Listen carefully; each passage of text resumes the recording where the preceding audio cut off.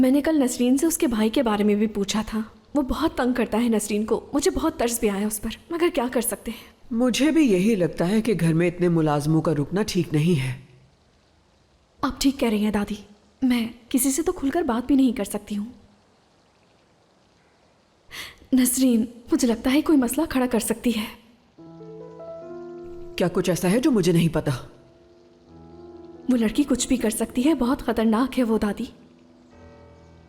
आपको बताया था ना कि उसने अली और बैरिन के बारे में क्या अफवाहें फैलाई थी, सिर्फ अपनी तवज्जो हासिल करने के लिए। आप जानती है दादी, उसने बैरिन पर क्या क्या इल्जामात लगाए। उस पर कैसे भरोसा करें? किस चीज के पीछे है वो लड़की, ये मुझे अच्छी तरह मालूम है तूबा। उससे तो मैं इस घर से निकाल के ही रहूंगी। दादी ये काम सिर्फ आप ही कर सकती हैं। नसरीन के बारे में क्या कुछ ऐसा है जो तुमने मुझे नहीं बताया? मैं समझी नहीं।